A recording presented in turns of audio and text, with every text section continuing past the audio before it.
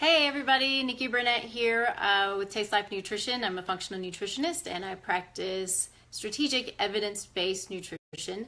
I wanted to talk a little bit today about the food that we eat. And when I say that, we start to wonder why certain foods and certain diets work for some people and they don't work for others. And all of these books are out here about the best nutrition for everybody, and does that work? Well, I would say no. You know, just because blueberries are great for some people doesn't mean they're great for everybody. And so what does that look like? If I'm in practice, how am I going to know what it is that I want to do for a particular client and how the best way to understand that what their needs are as far as nutrition is concerned? Now, I need to back up. I forget this every time, but I need to tell you that everything that I say here is strictly for educational purposes. It's for you to have a resource to arm yourself with the information to help yourselves, to help your families, and to start understanding your own bodies. I don't treat, I don't diagnose, and I'm not a physician. I'm a nutritionist. And so let's move on from there. We all got the point. Okay, so in practice, as you already know, I do a pretty significant amount of testing because when I look at the body, I want to know how the body is functioning and why it's functioning as it is. And that's what labs are going to be able to tell me. For the most part, nothing's perfect, but it's going to give me a really good idea of what's going on in the body.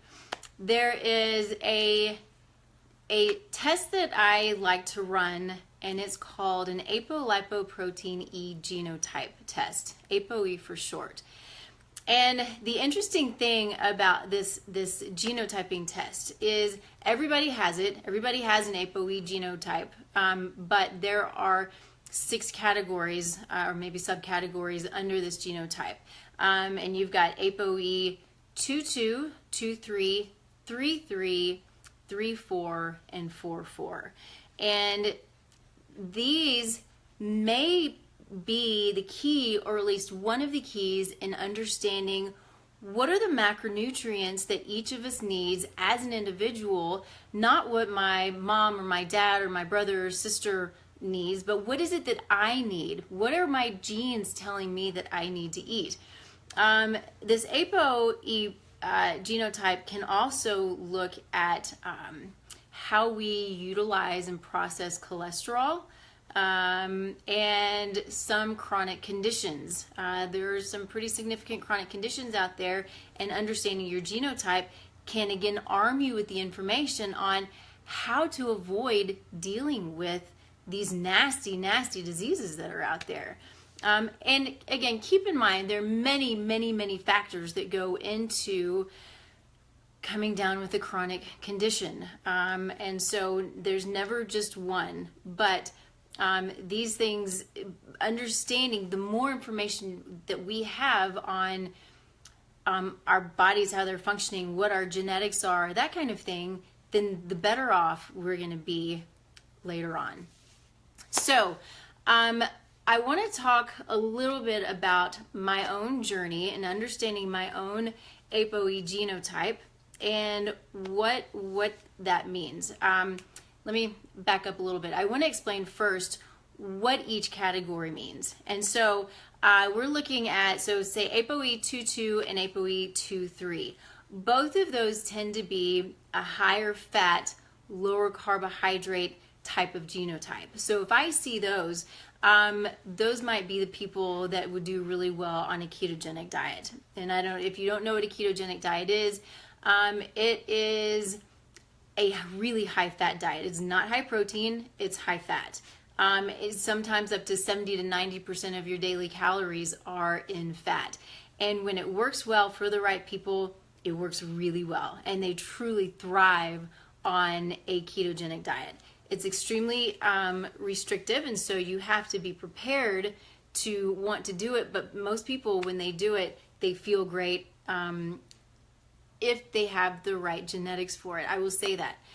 And then so you have ApoE 33. Those people tend to be more along the lines of, they're considered neutral. So not too high of carbohydrate intake and not too high of a fat intake, but right down the middle. You want it to be equal. And then your ApoE 3 and your 3-4. Those are the guys that tend to need lower fat and higher carbohydrate. They also tend to be the ones that deal with more cholesterol issues, and the genetic propensity toward hey Jason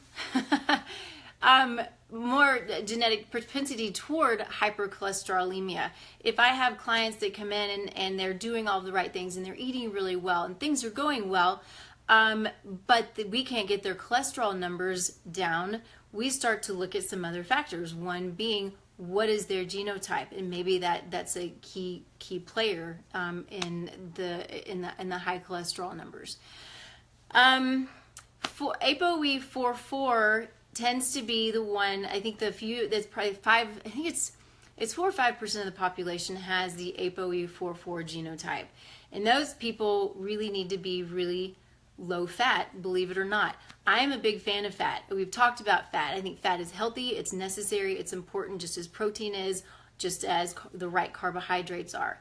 But again, going back and understanding our genotype, that's how we can really, I think, learn to thrive on the foods that we eat, and understanding, okay, it's not about the type of food, but it's about the amount of macronutrients. And so lower fat, actually in my studies, it shows that ApoE 4 should be even close to vegetarian. I'm not one to promote vegetarianism. I'm definitely not one to promote veganism. I work with some vegetarians and some vegans, and I get it. I've been there. But I do truly believe that our bodies are meant to consume complete proteins, and those are in meat sources. Without those complete proteins, then there are nutrients that we don't get. B12 we can't get from anywhere else except for meat and our gut bacteria, which produces B12. Carnitine, now it's a non-essential amino acid, but a lot of people don't produce their own carnitine well, and so if you're not, then your mitochondria don't work properly. So I feel like I'm getting off topic just a little bit, but again, so much of this goes back to who we are as far as our DNA is concerned. It's huge because we're not all the same. So a little bit about myself and my journey. I'll be as quick as possible, but it's been interesting because I'm my own best guinea pig, and I always have been. And so growing up, in probably the first half of my life, I was not the best eater in the world. I actually ate quite crappy. I think college, it was Dr. Pepper and Taco Bell, and just made me super happy. And then, of course, I was overweight and I was fairly unhealthy, but I was also young. And so when you're young, you can take care of that stuff. It kind of rolls off until it doesn't anymore, right?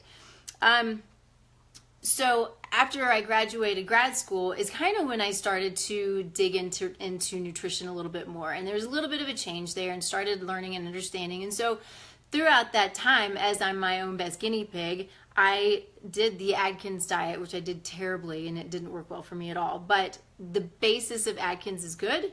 It's not all good. Basis of it's pretty good. So I did the Atkins diet. I was vegetarian for 5 years. I was vegan for a year. I've done the ketogenic diet, which was not good for me either.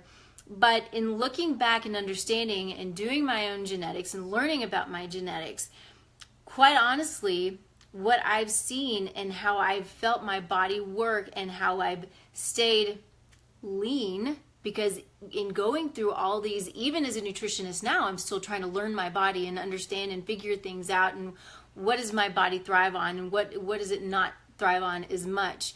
And I look back and I felt really good and was fairly lean in my days of being vegetarian and vegan. I will say it again, I don't promote being a vegetarian or a vegan. I think we miss too many things. And had I been vegetarian vegan for much longer, there are deficiencies that come up. And so I want to do the best for me. And so what I do is I watch my fat intake. Now, I will also say that watching my fat intake doesn't mean I'm going to go out and buy low-fat yogurt or no-fat yogurt or milk or any of these low-fat processed foods, because that is not healthy either. Those things are killers. When they take the fat out, they add sugar in, and it just creates a whole other host of messes. So if I'm eating fat, which I do, it's whole. If I'm doing whole milk, which I have a raw milk share, so I do raw milk, then it's a full fat milk. If I'm doing cheese, it's raw cheese, it's a full fat cheese. Coconut oil, I'll do full fat. Coconut milk, I'll do full fat.